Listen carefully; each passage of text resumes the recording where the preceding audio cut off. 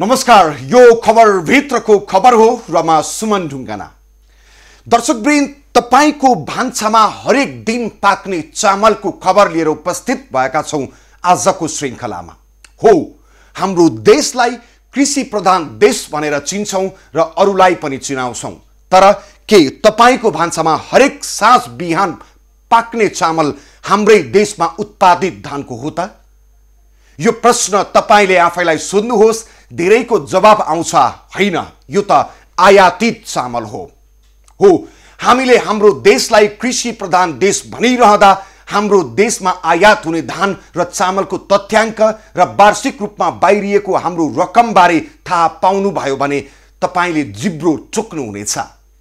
कृषि प्रधान देशको कथित कृषि क्रान्ति र हाम्रै भान्साको चामलको खबर देखाउनेछौं आजको खबर भित्रको खबरमा। गौरवपूर्ण देशको धान इतिहास। यसमा भनिएको छ हाम्रो देश नेपालबाट वार्षिक 82% भन्दा बढी सामान निर्यात गरिँदो रहेछ। कृषि प्रधान देशको बिजोक धान उत्पादन। राज्यको तर्फबाट धान उत्पादन गर्नको लागि मल, बिउ, बिजनदेखि लिएर सिंचाई हैन जस्ता आधारभूत उत्पादनका सामग्रीहरूको व्यवस्थापन गर्ने कुराहरू पनि भएको पाइँदैन।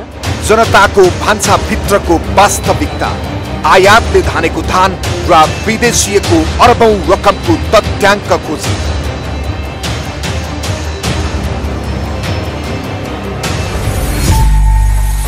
दर्शकवृन्द, हाम्रो देशलाई कृषि प्रधान देश भनिए पनि हाम्रो उत्पादनले हामीलाई नै पुग्दैन।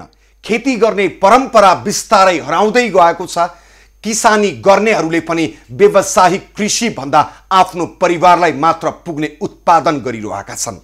कुनै समय 93% जनता कृषिमा थिए, त्यो संख्या घटेर 60% को हाराहारीमा झरिसकेको छ। यो त सम्पूर्ण कृषिको कुरा भयो। अझ हाम्रो प्रमुख अन्न धानको अवस्था झनै दयनीय छ। तपाईको भान्सामा पाक्ने चामल प्राय आयातित चामल हो। तर 4 दशक अघि नेपालले धान निर्यात गर्थ्यो र राज्य कोषको ढुकुटीमा रकम जम्मा गर्थ्यो भन्दा तपाईलाई यो एका देशको कथा लाग्न सक्छ। विश्वका अन्य कृषि प्रधान मुलुकहरूले मारेको फड्को हेर्ने हो भने हामीले आफूलाई कृषि प्रधान मुलुकको जनता हौं भन्न लाज लाग्नु पर्ने हो। तर हामी आयातित कृषि उपज प्रयोग गरेर भए पनि कृषि प्रधान देशका जनता भन्दै कथित रूपमा गौरव गर्न छाडेका छैनौं। नेपालको गौरव गर्न लायक त्यो छेड सम्झिँदा अहिले तपाई अचम्मित हुनुहुनेछ। त्यति बेला नेपालसँग चामल किन्न हाम्रा ठूला 2 छिमेकी भारत र चीन मात्र होइन, अन्य थुप्रै मुलुकको लाइन लाग्थ्यो।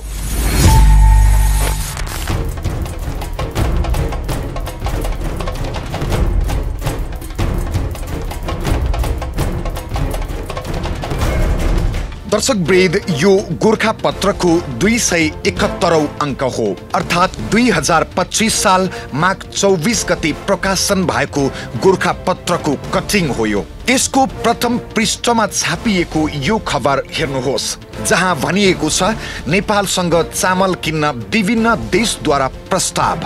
माघ 23 गते नेपालसँग विभिन्न मुलुकहरूले चामल किन्ने प्रस्ताव गरेका थिए। माघ 23 गते नेपालसँग विभिन्न मुलुकहरूले चामल किन्ने प्रस्ताव गरेका थिए भनेर सरकारी समाचार एजेन्सी राससले यो खबर बनाएको थियो। त्यति बेलाको त्यो खबर जस्ताको तस्तै सुन्नुहोस्। काठमाडौँ माघ 23 गते नेपालसँग विभिन्न मुलुकहरूले चामल किन्न प्रस्ताव भएको कुरा ज्ञात भएको छ। यस वर्ष नेपाललाई चाहिने भन्दा 30 देखि 40 लाख मनसम्म चामल बढी हुने सम्बन्धित क्षेत्रमा अनुमान गरिएको छ। नेपाललाई बढी भएको खाद्यान्न स्टर्लिङ पाउन्डमा खरिद गर्न अरब खाडीका मुलुकहरूबाट लेखापढी भएको कुरा थाहा भएको छ। साथै जनवादी गणतन्त्र चीनले पनि नेपाललाई बढी हुने खाद्यान्न खरिद गर्ने प्रस्ताव गरिसकेको कुरा ज्ञात भएको छ।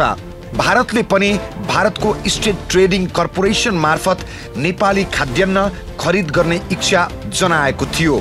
बढी खाद्यान्न कुन मुलुकलाई कति परिमाणमा कसरी बिक्री गर्ने भन्ने कुराको निर्णय भइसकेको छैन। हो त्यति बेला अरब खाडीलाई चामल निर्यात गर्ने हाम्रो देश नेपालले अहिले हाम्रा तन्दुरुस्त नौजवानहरू निर्यात गरिरहेको छ।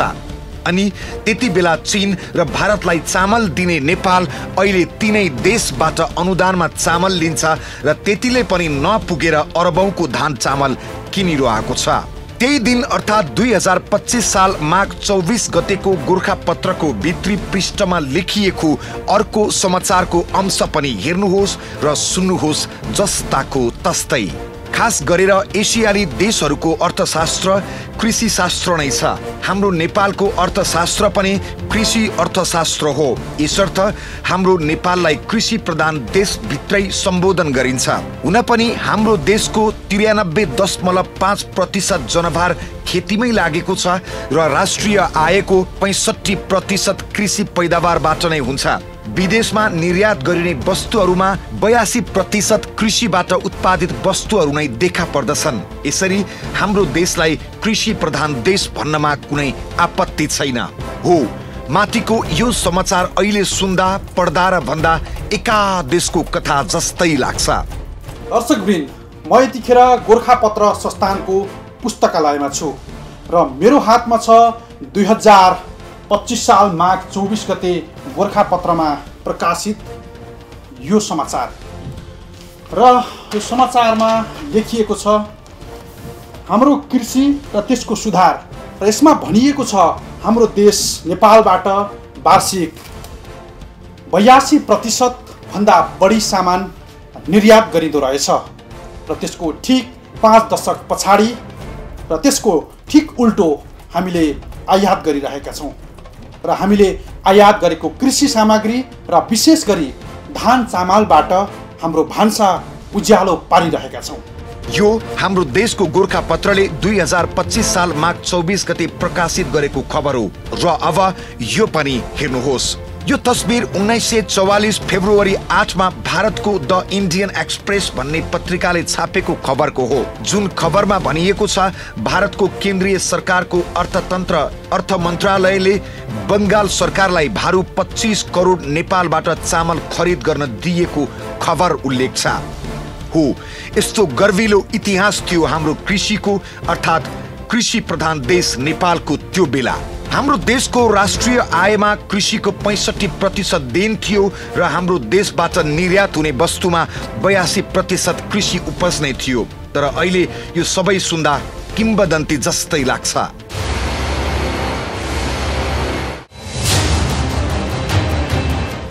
धान नेपालको प्रमुख खाद्यान्न बाली हो। 2/3 जनसङ्ख्या कृषिमा निर्भर रहेको हाम्रो मुलुकमा 2025 सालमा कुल गृहस्थ उत्पादन 93.5% कृषिले ओगटेको थियो। तर अहिले कुल गृहस्थ उत्पादनमा 26.50% अंश मात्र कृषिको रहेको छ।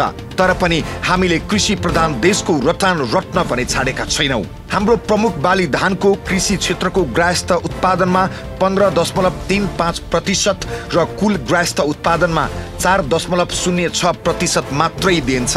नेपालका 77 जिल्लाका मनाङ र मुस्ताङ बाहेक अरू जिल्लाहरूमा धान खेती गरिन्छ। नेपालमा समुद्र सतह भन्दा 60 मिटर झापा माथिदेखि 3050 मिटर जुम्लासम्म धान उत्पादन हुन्छ। तर भौगोलिक हिसाबले उच्च पहाडी क्षेत्रमा करिब 5%, मध्य पहाडमा 25% र तराईमा 70% धानको उत्पादन हुन्छ। ओ उत्पादन हुन्छ तर गर्न भने सकिएको छैन। र पनि हाम्रा पुर्खाले बनाइदिएको कृषि प्रधान देश नेपाललाई अहिले पनि केही भन्न छाडेका छैनौं। आयात प्रधान देश नेपाल भइसकेको यो अवस्थामा पनि। हो दर्शकवृन्द, आज भन्दा 4 दशक अघिको नेपालको कृषि हेर्ने हो भने अहिलेको जेन्स र साइबर पुस्तालाई एका देशको कथा लाग्छ। पौराणिक पद्धतिले गरेको कृषि उत्पादनले नेपाल आत्मनिर्भर मात्रै थिएन, विश्वको थुप्रै देशहरूमा निर्यात हुन्थ्यो हाम्रो धान र विदेशी पैसा मनग्गे आम्दानी गर्थ्यो त्यति बेलाको नेपालले। नेपालसँग चामल किन्न विभिन्न देशको प्रस्ताव आउँथ्यो। हाम्रो कुल गृहस्थ उत्पादनमा कृषिले 65% ओगटेको थियो 4 दशक पहिला। हुन त त्यति बेलाको जनसङ्ख्या कम थियो भन्ने जवाब पनि आउला, तर जनसङ्ख्या अनुरूप उत्पादन र कृषि पेसामा लाग्नेहरूको सङ्ख्या पनि बढ्नुपर्ने हो, तर त्यसो भने हुन सकेन। हाम्रो देशको कृषिको अवस्था र वर्षेनी घट्दो उत्पादनको तथ्याङ्क अनि कृषि उपजमा कति रकम विदेशिन्छ त्यो तथ्याङ्क देखाउनेछौँ। अहिलेको लागि विश्राम। दर्शकवृन्द, 4 दशक अघि हाम्रो देशसँग चामल किन्न प्रस्ताव गर्ने चीन, भारत लगायतका देशहरू अहिले हामीलाई नै चामल अनुदान दिन्छन् र त्यतिले पनि नपुगेर हामीले तिनै देशहरूसँग खरिद गरी आयात गरिरहेका छौँ। हो, हाम्रो गौरवपूर्ण कृषि इतिहास र उदेक लाग्दो वर्तमान देख्दा पनि हाम्रा राज्य सञ्चालक र राजनीति गर्ने दलका नेताहरूको बोलीमा कृषि प्रधान मुलुक नेपाल झुन्डिन छाडेको छैन। अझ त्यसमाथि लाज नै पचाएर कृषि क्रान्तिको नारा फलाकिरहेछन् चौबाटोमा। अब कृषि प्रधान देश नेपाल होइन, आयात प्रधान देश नेपाल बनिसकेको छ। हो, हामीसँग खेती योग्य जमिन नभएको होइन, तर त्यो जमिन बाँझो छ अनि अलि अलि खेती भइरहेको जमिन पनि भूमाफियाहरूले प्लटिङ गरेर कङ्क्रिटको जङ्गल बनाइदिएका छन्। वर्षेनी हाम्रो उत्पादन घट्दै गइरहेको छ। अझ लाजमर्दो कुरा त के भने कृषि विभागसँग कति जग्गामा उत्पादन भइरहेको छ, कति बाँझो छ भन्ने तथ्याङ्क नै छैन। उता खेती गर्छु भन्ने किसान अझै पौराणिक पद्धति अपनाउन बाध्य छन् र मल बिउ बिजन समेत पाउँदैनन्। हो, यही हो कृषि प्रधान देशको आधुनिक कृषि क्रान्ति।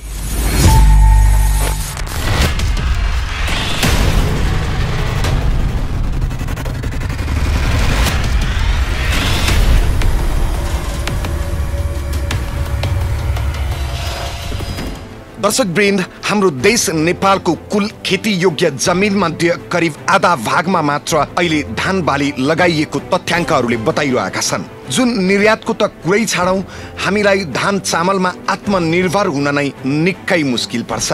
विश्वमा धान उत्पादन हुने मुलुक मध्ये चीनमा 7 टन प्रति हेक्टर छ भने हाम्रो देश नेपालमा जम्मा 3.5 टन प्रति हेक्टर उत्पादन हुन्छ। धान नेपाल सहित एसियाली राष्ट्रहरूको प्रमुख खाद्यान्न बाली हो। विश्वको कुल धान उत्पादनको 90% उत्पादन र खपत एसियन मुलुकमै हुन्छ।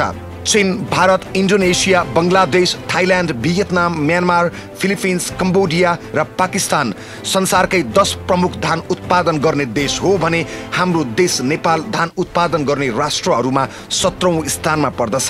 कुनै बेला कृषिमा आत्मनिर्भर बनेको नेपालले वार्षिक आफूले खाएर बढी भएको लाखौं टन चामल विदेशी राष्ट्रहरूलाई बिक्री गर्थ्यो। नेपालको चामल किन्न विभिन्न देशहरूले नेपाललाई पत्रचार र कोटेसन नै पठाउँथे, तर त्यो उचाइमा पुगेको नेपालको कृषि क्षेत्र अहिले दिनानुदिन नाजुक बन्दै गइरहेको छ। समयमा कृषकले मल बिउ नपाउनु र सरकारको कृषि क्रान्ति कागजमै सीमित भएको छ।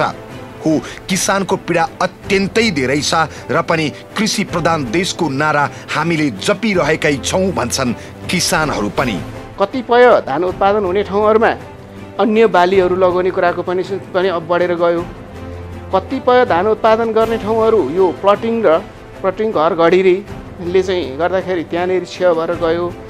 कतिपय धान उत्पादन गर्ने क्षेत्रहरूमा पहिला अलिकता के थियो भने हाम्रा बाबुबाजेहरूको पालामा श्रमदानबाट कुलो निर्माण गर्ने, सिँचाइको व्यवस्था गर्ने कुराहरू थियो, सिजन मिलाएर चाहिँ अब उत्पादन गर्ने कुराहरू थियो भने अहिले चाहिँ अब जतिपय पनि धान फल्ने क्षेत्रहरू छन् त्यहाँ सिँचाइको व्यवस्था छैन। त्यसले गर्दा कतिपय जमिनहरू बाँझो बनेर गयो। कतिपय अहिले हामीले गाउँघरमा त के पनि पाउँछौँ भने यो बाटो खन्ने होइन, अन्धधन्दाको हिसाबले बाटो खन्ने क्रमले गर्दाखेरि त्यो माटो चाहिँ बगेर होइन खोल्चा नालाहरू मौलाउँदै गयो। त्यसले गर्दाखेरि कतिपय धान हुने फाँटहरू त्यो नदी कटान भएर गएको अथवा चाहिँ पुरेको होइन, यस्ता खालका चाहिँ कुराहरूले पनि नेपालको जमिन चाहिँ धान फल्ने जमिनहरू चाहिँ खिँदै गएको छ। काम गर्ने चाहिँ शक्तिहरू के छ भन्दाखेरि धान उत्पादन गर्ने त्यो श्रम शक्ति थियो नि, त्यो चाहिँ उत्पादन गर्यो, त्यसपछि अनि त्यसले उचित मूल्य पनि नपाउने, थोरै उत्पादन गर्यो, त्यसले चाहिँ आफ्नो निर्माण नहुने, त्यसले गर्दाखेरि त्यो जनशक्ति पनि युवाहरू विदेशमा पलायन हुने कुरा आदि इत्यादि कुरा। र अहिले कस्तो रह्यो भन्दा पहिला चाहिँ यहाँको रैथाने बिउहरू हैन। रैथाने बिउहरू एकदम चाहिँ राम्रा बिउहरू चाहिँ लगाउने कुरा थियो। अहिले अलिकता हाइब्रिड बिउहरू आउने, त्यो बिउहरू सँगसँगै रोग किराहरूको चाहिँ प्रकोपहरू बढ्ने, त्यसले गर्दाखेरि पनि किसानहरूले चाहिँ लगाएको बाली जति धानहरू लगाउँछ, जति उत्पादन हुनुपर्ने हो त्यो चाहिँ भएको पाइँदैन। त्यसले गर्दाखेरि समग्रमा राज्यको तर्फबाट धान उत्पादन गर्नको लागि मल, बिउ, बिजनदेखि लिएर सिँचाइ हैन जस्ता आधारभूत उत्पादनका सामग्रीहरूको व्यवस्थापन गर्ने कुराहरू पनि भएको पाइँदैन र यही उत्पादन वृद्धि गर्ने नाममा, बाली विकासको नाममा चाहिँ राज्यको ठुलो चाहिँ रकम खर्च भएको छ हैन। एकातिर हामी खर्च भएको देख्छौँ, ठुलो चाहिँ रकमहरू विनियोजन हुन्छ, तर त्यो विनियोजन भएको रकम पनि खासै चाहिँ किसानकोमा, जसले त्यही माटोमा धान फलाएर बसेको छ त्यसको हातमा नपुगेको र अलिकति चाहिँ अलि टाठाबाठाहरू हैन कागजमा खेती गर्न सिपालुहरूले चाहिँ त्यो अनुदान र राज्यको सेवा सुविधा लिने, जसले त्यो चाहिँ खेतमा चाहिँ धानको एउटा चाहिँ दाना उमारेर अनि रोपेर गोडमेल गरेर चाहिँ धान फलाउँछ, उससम्म चाहिँ राज्यको सेवा सुविधाहरू पनि नपुगेको अवस्था पनि छ। त्यसले गर्दाखेरि हाम्रो देशले जति यो धान उत्पादन गरेर नेपाली चाहिँ जनतालाई खानको लागि चाहिँ पुर्याउनु पर्ने थियो त्यो पुग्न सकेन। अहिले छिमेकी मुलुकबाट चामल अनुदान ल्याएर पनि वार्षिक अरबौं रुपैयाँको चामल विदेशबाट आयात गरिरहेको छ नेपालले। नेपालको कृषि क्षेत्रमा सुधार हुँदै गएको र कृषि क्षेत्रको केही वस्तुमा नेपाल आत्मनिर्भर भएको भन्दै गर्दा दिनहुँ विदेशबाट नेपाल भित्रने चामल र अन्य उपभोग्य वस्तुले कृषि क्षेत्रमा हामी कहाँ छौँ भन्ने प्रश्न हुन्छ। केही वर्ष यता जिनो अङ्कले धान उत्पादन र खेती बढेको भने छ, तर यसलाई ठुलो उपलब्धि मान्न भने सकिन्न। सरकारी तथ्याङ्क हेर्ने हो भने यो आर्थिक वर्षमा कुल धानको उत्पादन गत वर्षको तुलनामा 70,831 मेट्रिक टनले वृद्धि भई 56,21,710 मेट्रिक टन पुगेको छ अनि 14,559 हेक्टर क्षेत्रफलमा धान खेती वृद्धि भई यो वर्ष कुल 14,73,474 हेक्टर क्षेत्रफलमा धान खेती भएको सरकारी तथ्याङ्क छ।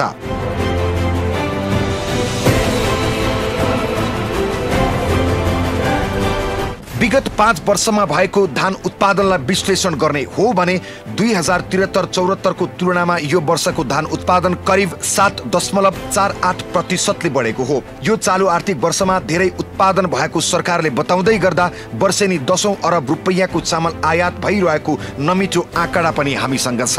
सोझो हिसाबले नेपाललाई पूर्ण आत्मनिर्भर हुन 70 लाख मेट्रिक टन धान वर्षेनी चाहिने देखिन्छ।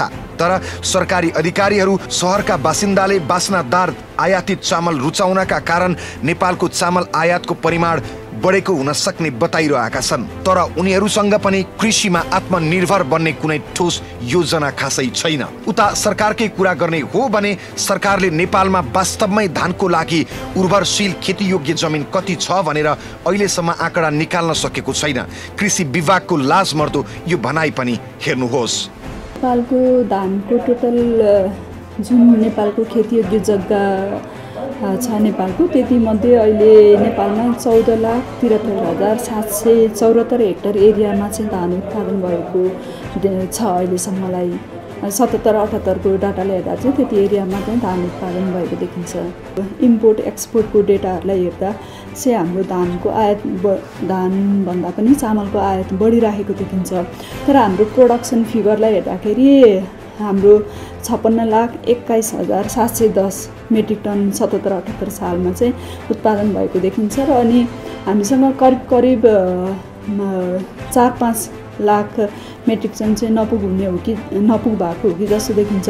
तर पनि अझ आयात बढिरहेको भन्ने जुन मार्केटमा आइरहेको छ त्यसको चाहिँ अहिले हाम्रो यो खाने जुन बानी छ हामी नेपालीहरूको बिस्तारै यसमा क्रमिक रूपमा परिवर्तन हुँदै गएको छ। हिजोका दिनहरूमा हामीले मोटा धान पनि खाएर बसिराखेका थियौँ भने अब बिस्तारै हामीहरू चाहिँ मसिना धानतर्फ, मसिना चामलहरू खाने, मिठो मसिनो बास्नादार चामलहरू खाने ह्याबिट पनि हाम्रो बढ्दै गएको छ। त्यसले गर्दाखेरि हामीले आफ्नो उत्पादनलाई चाहिँ हामीले उपभोग नगरिकन हामीले इम्पोर्ट गरेर पनि उपभोग गरिरहेका छौँ। त्यसले गर्दाखेरि हाम्रो आफ्नै उत्पादनले धेरै नै नपुगेको हो कि जस्तो पनि देखिन्छ। तर त्यस्तो होइन। हाम्रो यदि हामीले हाम्रै देशमा उत्पादन हुने स्वदेशी उत्पादनलाई नै हामीले उपभोग गर्ने हो भने त्यति धेरै ग्याप चाहिँ देखिँदैन। अब यसको लागि अब आउँदा दिनहरूमा अब जति हाम्रो बिस्तारै यता अरू मसिनो मिठो जुन खाने बानी परिवर्तन हुँदै गएको छ, अब हामीले बिस्तारै अबका दिनमा हामी कृषि विकास मन्त्रालय, कृषि विभाग तथा प्रदेशका हाम्रो कृषि हेरी मन्त्रालयहरू, प्रदेशका अफिसहरू, जुन कृषिसँग सम्बन्धित अफिसहरू हुनुहुन्छ, उहाँहरूले पनि अब हामीले यो मसिनो बास्नादार खालको धान उत्पादन गर्ने तर्फका कार्यक्रमतिर पनि हामी अब अगाडि बढ्नुपर्ने हुन्छ। यो मार्केटले जस्तो डिमान्ड गरेको छ त्यतातिर पनि अब हामीले आफ्नो कार्यक्रमहरूलाई चाहिँ त्यतातिर पनि सम्बोधन गर्दै लानुपर्ने अवस्था पनि आउँछ। हो, अहिलेको अवस्था र कृषि विभागको भनाइलाई आधार मान्ने हो भने पनि निकट भविष्यमै धान चामल लगायत कृषि उत्पादनमा आत्मनिर्भर बन्न हाम्रो देशलाई त्यति सहज छैन। सरकारी तथ्याङ्क हेर्दा आर्थिक वर्ष 2073-74 मा धानको जम्मा उत्पादन 52,30,337 मेट्रिक टन भएको थियो भने 2074-75 मा आउँदा धानको जम्मा उत्पादन 51,51,925 मेट्रिक टन हुन पुग्यो। त्यस्तै 2075-76 मा 56,10,011 मेट्रिक टन, 2076-77 मा 55,50,887 मेट्रिक टन, 2077-78 मा आइपुग्दा 56,21,710 मेट्रिक टन धान उत्पादन भएको छ।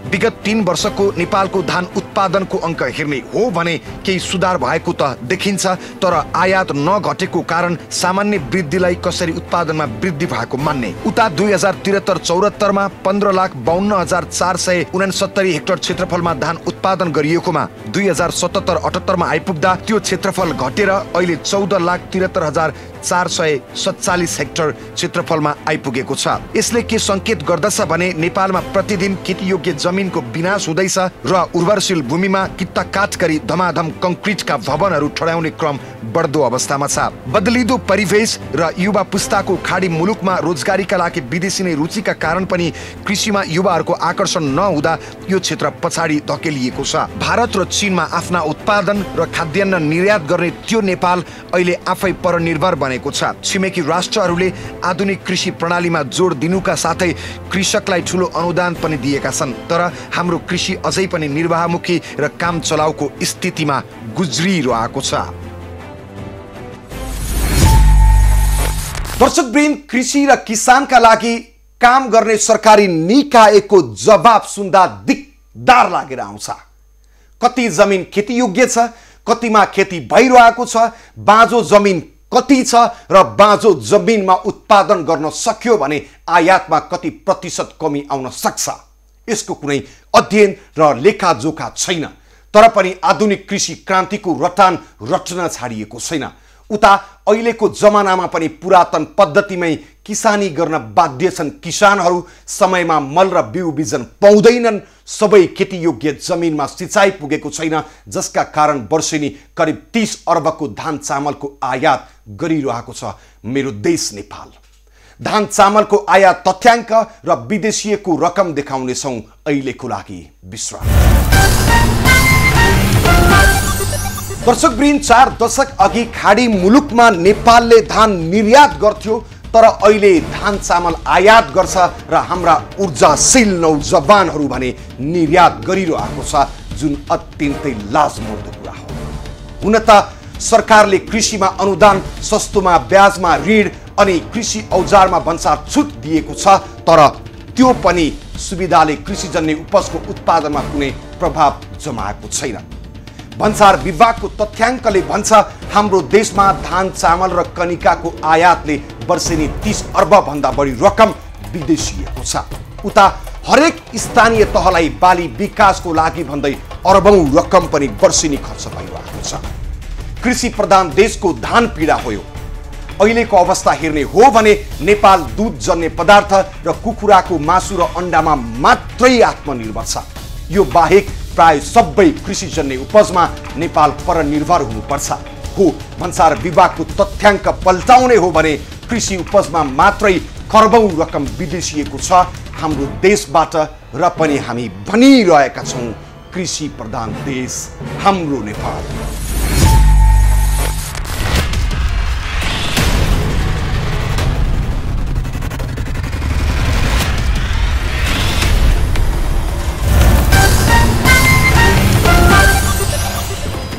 हो दर्शकवृन्द, कुनै बेला अरब खाडीका देशहरूमा लाखौं टन चामल निर्यात गर्ने हाम्रो देश अहिले तिनै खाडी मुलुकहरूमा लाखौंको संख्यामा युवा निर्यात गरिरहेको छ र तिनै युवाले पठाएको रेमिटान्सबाट देश चलेको मात्रै छैन कि त्यही पैसाबाट अरबौंको चामल आयात गर्दै करोडौं नेपालीको भान्सामा भात पाकेको छ, जसले कृषि प्रधान देशको नामले चिनिएको नेपाललाई गिज्याइरहेको छ।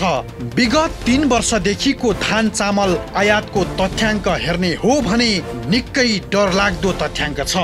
भन्सार विभागको तथ्याङ्क अनुसार आर्थिक वर्ष 2075-76 मा मात्रै 34 करोड 3 लाख 71 हजारको धान र 19 अर्ब 39 करोड 2 लाख 84 हजारको चामल आयात भएको छ भने आर्थिक वर्ष 2076-77 मा पनि 18 अर्ब 4 करोड 84 लाख 4 हजारको चामल र 52 करोड 79 लाख 78 हजारको धान आयात भएको छ।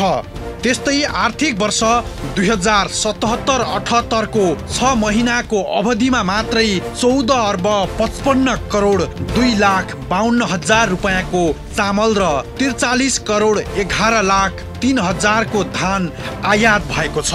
भन्सार विभागको यो भनाइ पनि हेर्नुहोस्। जस्तो 75-76 को डाटा हेर्नु हो भने धान हामीले करिब 34 करोडको धान इम्पोर्ट गरेका रहेछौँ भने चामल चाहिँ 1 अर्ब 93 करोडको इम्पोर्ट गरेका रहेछौँ। 76-77 मा हेर्नु हो भने 52 करोडको धान इम्पोर्ट गरेका छौँ र चामल चाहिँ 1 अर्ब 84 करोडको इम्पोर्ट गरेका छौँ। मोरलेस उस्तो देखिन्छ र अहिले आएर यो जुन यो वर्षको पुससम्मको छ, पुससम्म चाहिँ धान चाहिँ 43 अर्बको र चामल चाहिँ 1 अर्ब 45 करोडको इम्पोर्ट भएको देखिन्छ। जस्तो धान चामल लगायतको तरकारी फलफुलहरू कृषि गर्ने जुन उपजहरू छन् त्यो उपजहरू चाहिँ नेपाल अब कृषि प्रधान देश भएको हिसाबले यस्ता उपजहरू हामीले आफै उत्पादन गर्न सक्ने सम्भावनाहरू छ र त्यसलाई चाहिँ हाम्रो आफ्नै उत्पादनबाट पुर्याउन सक्यो भने एकातिर व्यापार घाटा पनि घट्छ र अर्को कुरा चाहिँ हामीलाई विदेशी मुद्रा पनि विदेश जाँदैन भन्ने सन्दर्भमा त्यो खालको प्रयासहरू हाम्रो भएको छ हैन। पछिल्लो समय चामलको इम्पोर्टलाई कम गर्नको लागि अलिक निरुत्साहित गर्नको लागि पनि केही क्लासिफिकेसनमा केही भन्सार रेटहरूमा अथवा केही भ्यालुएसनमा पनि हामीले प्रयास गरेका छौँ हैन। तर यो जुन इम्पोर्ट धान चामलहरू बढेर इम्पोर्ट बढ्नु भनेको चाहिँ हाम्रो कृषि प्रधान देशको लागि त्यति राम्रो कुरा छैन। जस्तो धान चामलको कुरा गर्नुभयो अथवा खाद्यान्नको कुरा गर्नुभयो अथवा तरकारी फलफुलको कुरा गर्नुभयो भने यसको इम्पोर्ट गर्नलाई चाहिँ कृषि मन्त्रालय अन्तर्गत 3टा निकाय चाहिँ मुख्य जिम्मेवार हुन्छन्। कृषि विभाग, पशु सेवा विभाग र यो खाद्य तथा गुण नियन्त्रण विभाग। यिनीहरूका अन्तर्गतका कार्यालयहरूले चाहिँ क्वारेन्टाइनको काम गर्छन्। त्यसकारणले यी 3वटा निकायले देशभरि जति पनि इम्पोर्ट हुन्छ त्यो इम्पोर्टमा लाइसेन्स चाहिने, सर्टिफिकेट चाहिने, अनुमति चाहिने, प्रमाणीकरण चाहिने जति कम्पोनेन्ट हुन्छ, जति भोल्युम हुन्छ त्यसको करिब 83% जति चाहिँ यी 3टा विभागले ओगट्दछन्। जस्तो यो यसलाई डाटामा हेर्ने हो भने चाहिँ तपाईँले 56 लाख मेट्रिक टन धान चाहिँ हाम्रोमा उत्पादन हुन्छ भन्ने पनि 56 लाख मेट्रिक टन धान नेपालमा उत्पादन हुन्छ भने त्यसको एकदमै सानो अंश, उदाहरणको लागि 23,000 मेट्रिक टन भनेको त 56 लाखको तुलनामा त खासै धेरै ठुलो परिमाण होइन। त्यो हिसाबले इम्पोर्टको अङ्क धेरै देखेर हामीले इम्पोर्ट धेरै भयो भनेर आउँछौँ। तर पनि अब खुला बजारमा इम्पोर्ट नै रोक्न भन्ने सक्दैनौँ। त्यसको लागि हाम्रो आफ्नो क्षमतै बढाउनु पर्यो, हाम्रो कस्ट नै घटाउनु पर्यो होइन, जसले चाहिँ हामीलाई आफैले आत्मनिर्भर बनाउनु पर्यो। त्यो भयो भने स्वतः हाम्रो इम्पोर्ट घट्छ। यही तथ्याङ्कलाई आधार मान्ने हो भने हाम्रो देश पुरै कृषि उत्पादनमा निर्भर त परको कुरा हो, तर धान चामलमा मात्रै पनि आत्मनिर्भर बन्न नेपाललाई निकै लामो समय लाग्नेछ। सरकारले कृषि क्रान्ति र अनुदानका नाममा वार्षिक अरबौं रकम खर्च त गरेकै छ, त्यसमा पनि हरेक गाउँपालिका नगरपालिकाहरूलाई बाली विकासका नाममा वार्षिक करोडौं रुपैयाँ खर्च गरेको सरकारले लगानी गरेको क्षेत्रबाट उपलब्धि भने हाता लाग्यो शून्य छ। आर्थिक वर्ष 2077-78 मा मात्रै सरकारले बाली विकासका नाममा 93 वटा गाउँपालिका र नगरपालिकालाई 30 करोड 20 लाख रुपैयाँ दिएको छ भने धान बाली विकासमा मात्रै झण्डै 37 वटा गाउँपालिका र नगरपालिकालाई करिब 15 करोड रुपैयाँ सरकारले अनुदान दियो। तर त्यो रकम बाली विकास भन्दा पनि व्यक्ति विकासमा केन्द्रित रह्यो। त्यसैले कृषि उत्पादन न त वृद्धि हुन सक्यो न त माग अनुसार उत्पादन गर्न नै सके कृषकहरूले।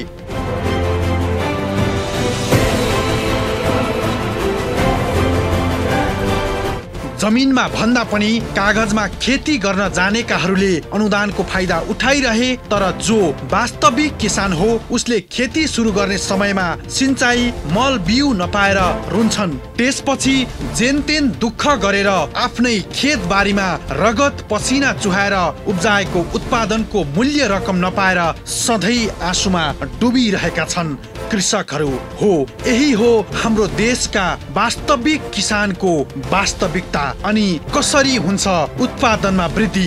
तर सरकार 5 वर्षमा कृषि उत्पादन दोब्बर बनाउने भनेर सुगा रटान रटिरहेकै छ। त्यसका लागि धानको उत्पादन पनि उस्तै अनुपातमा दोब्बर हुन पर्छ। तर सिंचाई मलखाद बिउ बिजन यान्त्रिकरण तथा कृषि कामदार अभाव जस्ता विद्यमान समस्या जिउका त्यौं रहेसम्म उक्त लक्ष्य आकाशको फल आँखातरी मर मात्र हुने निश्चित छ। दर्शकवृन्द, आजभन्दा 4 दशक अघिको नेपालको कृषि अवस्थालाई सम्झिने हो भने अहिले हामीलाई पौराणिक किम्वदन्ती जस्तो लाग्छ। हामीलाई पर्याप्त मात्रामा पुगेर निर्यात समेत गरेर राज्यको ढुकुटी भर्ने त्यो बेलाको कृषि अहिलेसम्म आइपुग्दा परनिर्भरतामा भर पर्नु परेको नमिठो अवस्था हो हाम्रो लागि।